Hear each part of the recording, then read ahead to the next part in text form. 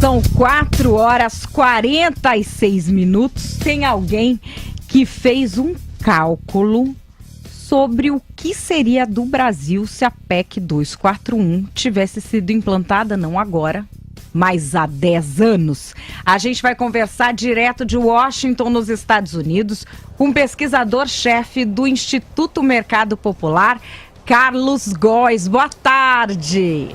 Boa tarde, Madalene. Primeiramente, boa tarde para você, para o Carlos, para os ouvintes. Tudo é um prazer estar aqui. Eu sou grande fã. Não tem pano no rádio aqui, mas eu acompanho pela internet vocês, viu? Bacana.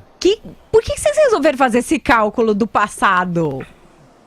A grande ideia é o seguinte: tem várias simulações que foram feitas aí, mostrando quais seriam os impactos dos cortes nos gastos do governo, mas toda política pública ela tem custos e benefícios, né? Algumas pessoas mostraram os custos e a gente tentou mostrar também alguns dos benefícios. Então, ver isso informa o que a gente pode fazer no futuro. Então, analisar custos e benefícios ajuda a gente a saber o que a gente pode fazer daqui para frente, né? Então...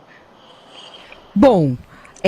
o que vocês calcularam? Como é que calcula, como é que faz um cálculo desse? Porque tudo que é cálculo envolvendo conta do governo parece meio impossível, né? Porque a gente... E começa que foi um levantamento do passado, né? Porque vocês fizeram de trás para frente, como se tivesse sido feito, aplicado esse programa já lá atrás, né? Não, sim, certamente. Obviamente, todas essas simulações que vocês veem, do IPEA, da FGV, elas têm algumas limitações. Uma coisa que a gente fez, para deixar bem claro, a gente sabe que na era da internet é difícil confiar nesses estudos, a gente deixou todas as planilhas abertas no nosso site, mercadopopular.org, para quem quiser baixar, analisar, ver se tem erro, ver o que tem, assim. Então, na verdade, a gente fez esse cálculo de 10 anos atrás, porque a PEC 241 define que a regra vai vigorar por 10 anos e depois de 10 anos deve haver uma reavaliação. Então, o que a gente fez foi simplesmente ver os critérios que são estabelecidos pela PEC e simular o que teria acontecido com os gastos do governo e as contas do governo se ela tivesse sido aplicada desde 2007 até 2015. O resultado mais interessante que a gente achou é que, como a dívida pública cai ao longo do tempo, também cairia o que a gente gasta pagando juros da dívida. Ao longo desses 10 anos, o governo teria economizado mais de R$1 trilhão em juros da dívida, dinheiro que vai para banqueiro, dinheiro que vai para rentista. E esse é dinheiro que poderia ter sido gasto com outras coisas. Então essa é a grande questão. É uma economia no curto prazo, mas tem benefícios de longo prazo. Esse é o grande resultado dessa simulação. Agora, muita gente, médicos, professores, hoje cientistas, que não é gente que é envolvida com política em si, nem com economia, está reclamando que os cortes na área social ou na área de educação seriam muito profundos. Vocês chegaram a analisar como teriam ficado essas áreas? A PEC não define exatamente qual que vai ser a distribuição dos gastos. O que ela faz é o seguinte: ela divide o orçamento do governo em duas partes. Existe uma parte, que são cerca de 20% do orçamento, R$200 bilhões por ano, que são transferidos para estados e municípios para que eles possam financiar gastos com saúde e educação básica. Esses R$200 bilhões por ano não são tocados. Então chegou-se a um acordo no Congresso que esses gastos que são transferidos para os estados e municípios não vão ser tocados. O que pode haver uma redução no nível de crescimento seria nos gastos do governo federal. Então, por exemplo, na educação seria restrito o efeito à educação superior, às universidades públicas, não a educação básica, que é de responsabilidade dos estados e municípios. Então, essa diferenciação é importante a gente saber, porque se a gente fica num discurso muito genérico, fica parecendo que todos os gastos seriam congelados.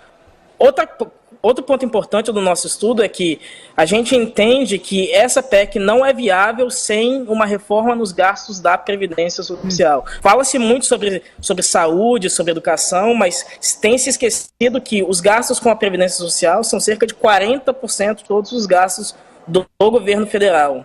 Sem uma reforma na Previdência, não é viável a implementação dessa PEC 241. Então, esse debate sobre a saúde e a educação se perde um pouco, porque o foco deveria ser nos gastos com a Previdência Social. E o gargalo da Previdência é o que todo mundo fala, que é o que cresce o olho das pessoas, que é o funcionalismo público, ou não? O gargalo é um monte de pessoa que ganha pouquinho? Parte dele é o funcionalismo público. Então, assim, a gente precisa entender o seguinte: hoje em dia, o déficit da Previdência, os funcionários públicos são cerca de 5% do total de aposentados e eles correspondem a cerca de 50% do total do déficit da Previdência. Então, hoje em dia, ainda são os funcionários públicos, mas foi feita uma alteração, ainda sob o governo do PT, que ao longo do tempo, essa diferença vai ser diminuída. Então, ainda é preciso se tocar na questão dos funcionários públicos, inclusive porque eles são os aposentados que recebem mais. Então, os dois pontos principais da reforma da Previdência é a mudança, é o aumento na idade mínima de aposentadoria para 65 anos e seria também a contribuição dos inativos, dos aposentados. O que eu defendo, que muita gente defende, é que somente aqueles aposentados que recebem mais dinheiro deveriam ser aqueles que contribuiriam para solucionar esse déficit da Previdência. E a maioria desses aposentados que recebem mais dinheiro são exatamente os funcionários públicos. Então, eles fazem parte, sim, desse debate, dessa equação. E tem outras soluções tem outras situações que o Brasil também precisa resolver, como, por exemplo, o nosso modelo de funcionalismo público, onde você dá estabilidade e salários acima do mercado, e não tem afastamento total por improbidade em algumas carreiras, que são os intocáveis. Eu acho que tem muita coisa que precisa ser revista para que esse teto funcione, porque não adianta você botar um teto com tudo distorcido embaixo. Não, certamente, assim, a gente precisa debater uma reforma do funcionalismo público. É estranho no Brasil a gente pensar que quando alguém faz alguma coisa errada, a punição dele é ser compulsoriamente aposentado, né? Receber dinheiro sem trabalhar. Isso é uma coisa que certamente tem que ser debatida de uma forma mais profunda. Nas contas do governo, que a gente tem que pensar, as coisas mais importantes é esse equilíbrio entre gastos e receitas, e reformar a Previdência é uma parte muito importante disso. Mas uma vez que essa caixa de Pandora está aberta, certamente seria importante a gente debater uma reforma mais profunda do funcionamento do funcionalismo público. Uma coisa que eu não consigo entender muito bem, o pessoal está gritando que precisa de mais verba para isso, mais verba para aquilo, e que eu concordo com muitos dos pedidos que estão sendo feitos. Mas o que eu não consigo entender é de que forma que nós vamos conseguir progredir se a gente está gastando mais do que arrecada. Porque aí nós vamos ficar dando dinheiro para banco e para banqueiro forever. E nós não vamos dar dinheiro para escola, para creche, para criança, nós vamos dar dinheiro para banqueiro e acabou, e vai ser esse o nosso destino. Eu não sei se eu que entendo errado ou se tem um outro jeito de viver gastando mais do que arrecada um país. Eu não entendo essa gritaria, porque as pessoas falam que essa gritaria é da esquerda. Mas me parece que essa gritaria é muito do capital, né? Porque para o banqueiro que é ruim que o país deixe de dever, não é? Certamente existem, como eu disse no começo, existem custos e benefícios.